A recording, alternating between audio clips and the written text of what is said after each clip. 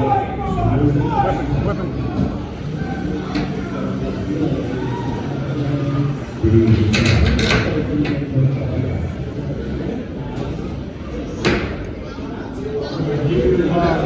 he's back up. Back up. Back up. 6, 7, 8, 9, 10, release. So try not to hit him in the front.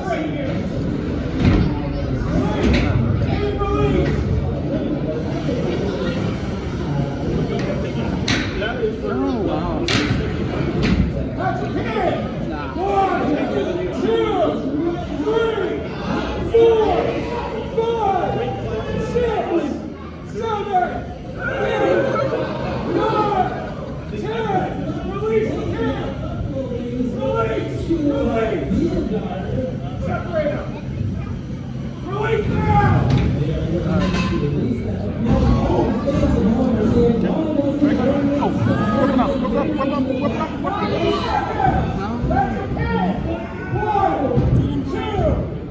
He wasn't going.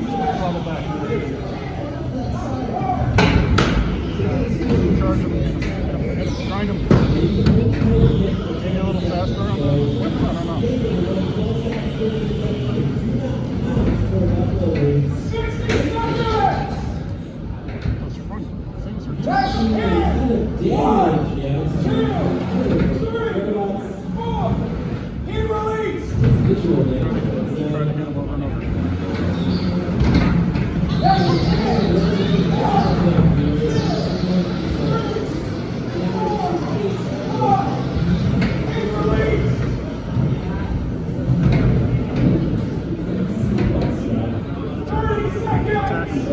Do what you can do.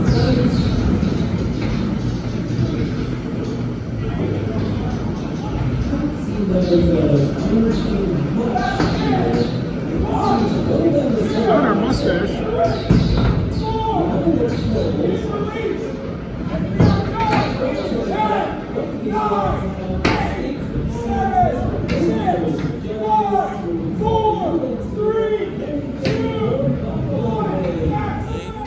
Yes, I love it. Buffalo Wings here is this 3-pounder to the left. It is in red and orange. And these are super hot diesel glow plugs that attack you at a 45-degree overhead angle.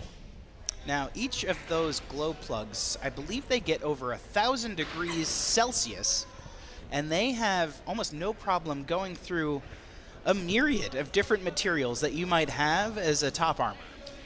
And our mustachioed robot here in the blue corner is a hairy thing.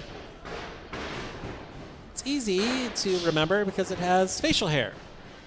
I see it. I feel like you'd do well with one of those hipster mustaches, you know? Me? Yeah. Maybe. I could see it. Now, a hairy thing is a pretty basic 2-wheel drive egg beater, pretty conventional looking egg beater, which has a tendency to do pretty well at this competition. Buffalo Wings, though, is going to try and attack that top plate, see if they can get into something juicy, maybe snipe a belt, maybe melt a wheel. Those glow plugs are formidable. Buffalo Wings enters this competition with an 8-6 record across its most recent 3 events. Let's see if they can get through a hairy thing here.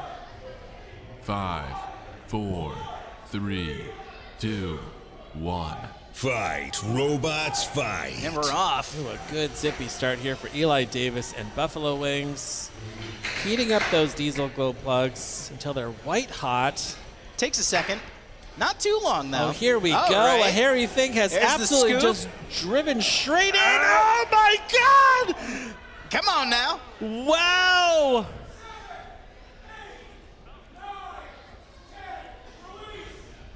Now, just hitting these wheel guards here, which look unscathed, Chris. That looks like some bent aluminum that they have as a side armor package. Now, those glow plugs get really hot. I'd imagine that they could liquefy aluminum, but it might take a little bit more time. But are we seeing some drive issues out of Buffalo Wings? There we go. There we go. There we go. Oh, look at those red hot wings coming in. There we go. Oh, no! Oh, here we go. Wow. That left wing on Buffalo Wings went into that wheel guard. And they are looking to release that pin. It looks like the barb on the end of Buffalo Wings forks are continue to catch a hairy thing. And I could just imagine all of the fans at home are saying, why doesn't a hairy thing get around to the back, Chris? Oh, there. Wow! Now Eli is just trying to find the right, like, pinpoint precision to get kind of around the side of that top armor, get above that side armor to get at some of those juicy bits inside of a hairy thing. Now you can only hold a pin for 10 seconds, so some of these pins that are going 12 seconds, 13 seconds, they do not count toward Buffalo Wings' point total. We haven't seen a ton of damage yet on either one of these robots. At least visual damage, I would say. And Eli trying to land a conventional pin here. You can see him, he's gotten down to the cage level. So we get a closer look. It looks like a hairy thing just keeps getting stuck on stuff. 30 seconds left here in this fight.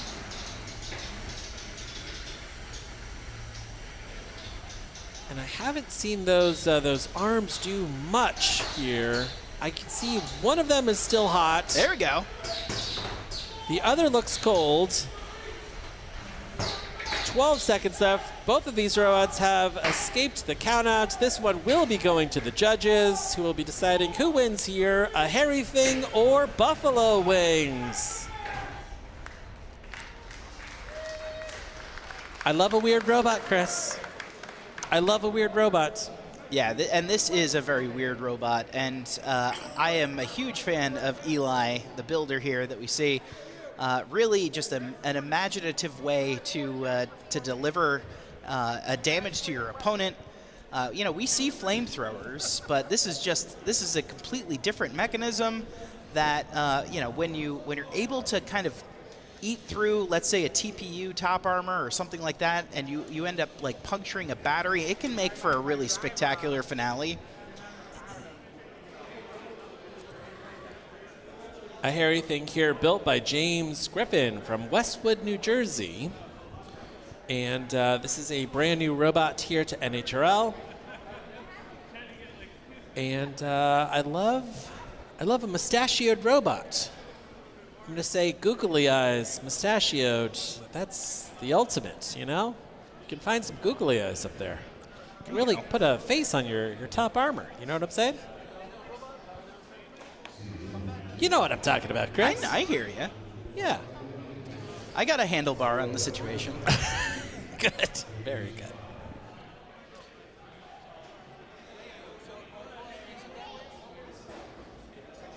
Now, Eli Davis, one of our most innovative builders, you know, lives in Cambridge, I believe, part of Team Sawblaze on BattleBots.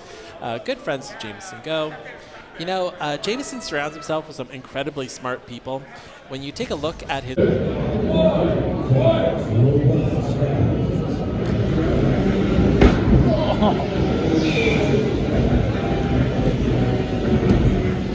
That weapon's going.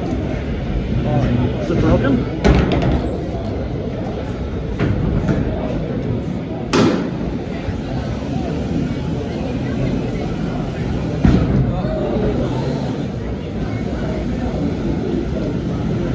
We definitely need bigger wheels. Nothing?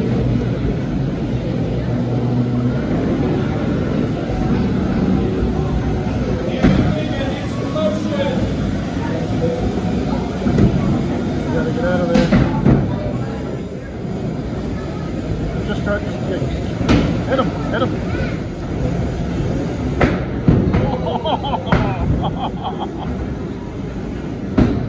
Yeah! Oh, one of our hooks came off. Just keep going. Hit him, push him. You're doing awesome.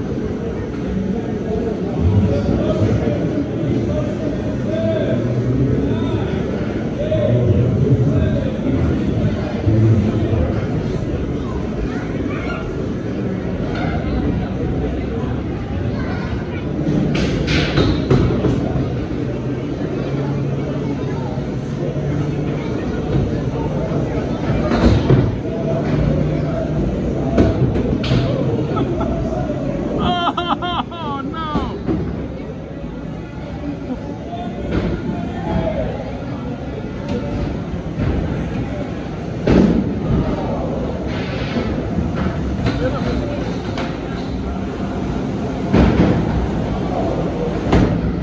Pulse the weapon if he gets close to that.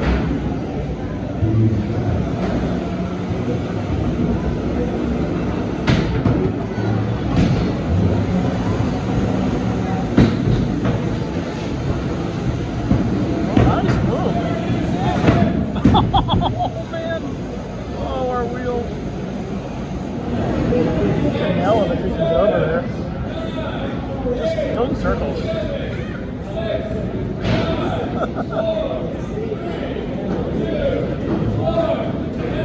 Okay. This is a hairy thing versus Trick or Beater.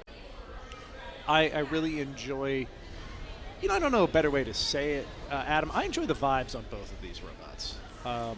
Trick or Beater has come in with just this, I'm going to show up and do something fun, and then suddenly they're surprisingly good approach event after event. And a hairy thing, I always appreciate a pun in the box, but I think they've got a bit of the same going on. They're 5, just trying to 4, have a really good 3, time in this arena, but they 2, just happen to be 1. good while they're doing it. Fight, robots, fight. Away we go. A hairy thing stuck in the pink corner. Having some drive issues right off the Not bat. a good start for Hairy Thing. Oh, this is a redemption match. So both of these robots have lost their first fight. The winner here is going to go on to the bubble, be 1-1, but the loser is going to go home. Right now, the loser looks like it might be wearing a mustache. Neither robot looks really 100% here, but certainly Trick or Beater looking a lot better as they're able to deliver these hits, and Hairy Thing unable to even get out of their corner as now they're just vibrating. Another poorly optimized Bristlebot here.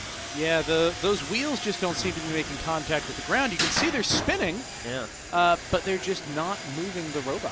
Yeah, traction issues. You know, we have a painted wood floor here. It's fairly consistent event to event, but it can be a little tricky to figure out until you get dialed in what the best traction is. Momentary lapse in movement in Trick or Beater. It just kind of sat there, non-functional. I wonder if they're having problems. Yeah, you know, as look at the weapon, Adam. The weapon is dislodged on Trick or Beater. That is not going to be doing anything productive. Well, that's not good. And in fact, the weapon is now a high-centered Trick or Beater. So now you can see those wheels spinning on Trick or Beater for sure as their weapon is elevating them. Are they going to call for the unstick? Here comes the unstick call as, you know, Hairy Thing really has one side of drive, and now they have the weapon. The drive is back, or rather, the robot is no longer stuck on its own weapon. Now Trick or Beater has to be careful they don't have any more unsticks. So if they get stuck again, that'll be it. And this is tough for Trick or Beater. They are a point-and-shoot robot. So now look! There they go. Look, if it's upside down, even though that bearing system is broken, while it's upside down, it's free enough that it can spin as long as it doesn't hit the ground. It seems like in this position, the weapon is just doesn't have enough torque to spin. You know whose weapon has a lot of power in it still is a Hairy Thing, and that's exactly what Trick or Beater does. There we go. Now Trick or Beater right side up again. Can they take advantage of the lack of mobility in Hairy Thing? Can they take off the other wheel? They got 40 seconds here to show aggression, show control. And now show damage. Momentary lapse of There of you any go. That's what movement in they there. want. Get them upside down. Get around the back. That's, oh no! Oh, that is a very bad spot for Tricker Beater. Tricker Beater out of unsticks, and with 20 seconds left, they will be counted out if they can't get off that wall. They're going to try and spin up. They're going to try and It looks like they vibrate could up. do it. It's Oh, very, this very is close. painful to watch. Oh, it's so close. Oh, it's going to be 1 second shy of being saved by the bell. They're going to get counted out, and Harry Thing is going to get the knockout. What an end.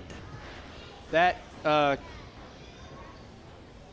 interesting. They may have just missed the call, and that may end up going to Interesting. the judges. We'll see what they say. I thought he was a second ahead, but you know, you never know.